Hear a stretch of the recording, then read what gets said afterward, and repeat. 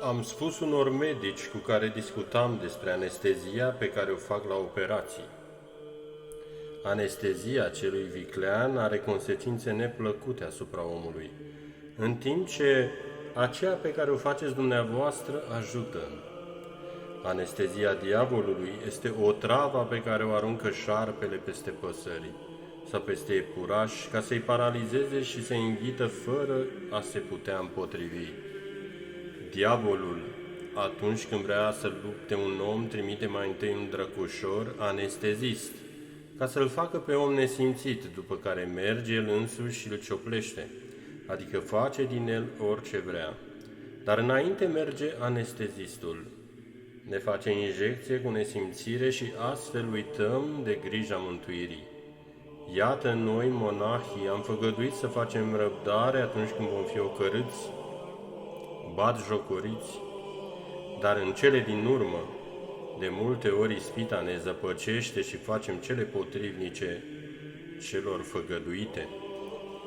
Altfel începem și altfel sfârșim. Pentru altceva am pornit să mergem, dar în altă parte mergem.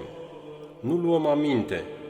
Nu v-am dat atâtea exemple. Mai de mult, în Conița nu exista bancă. Oamenii erau nevoiți să meargă la Ghianena când voiau să ia împrumut.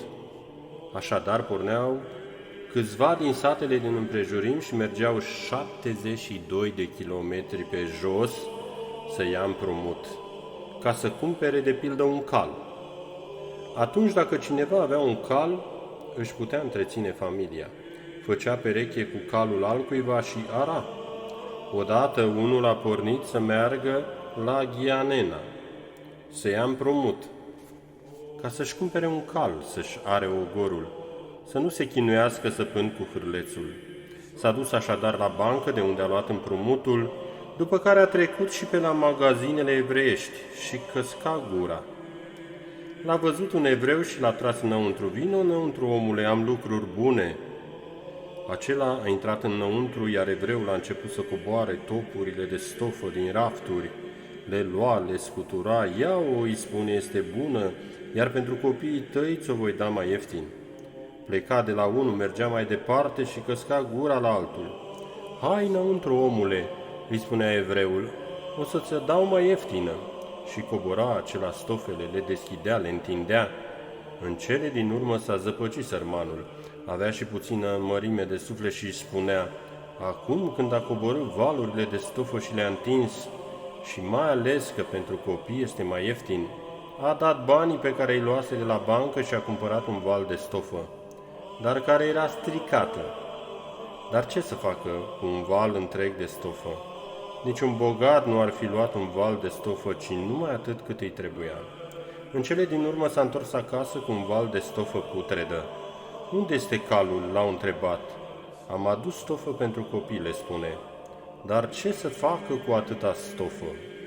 S-a îndatorat și băncii și nici cal n-a luat, ci numai un val de stofă stricată. Haide acum iarăși la săpat cu hârlețul pe ogor, iarăși să se ostenească pentru ca să înapoieze împrumutul. Dacă ar fi cumpărat un cal, s-ar fi întors și călare, ar fi cumpărat și ceva lucruri pentru casă și nu s-ar fi omorât să sape cu hârlețul. Dar vedeți ce a pățit dacă a căscat gura la magazinele evrești? Așa face și diavolul. Te trage de aici de dincolo ca negustorul cel viclean. Îți pune piedici și în cele din urmă te obligă să mergi acolo unde vrea el. În altă parte ai porni și în altă parte ajungi dacă nu iei aminte. Te înșală și astfel îți pierzi anii cei mai buni.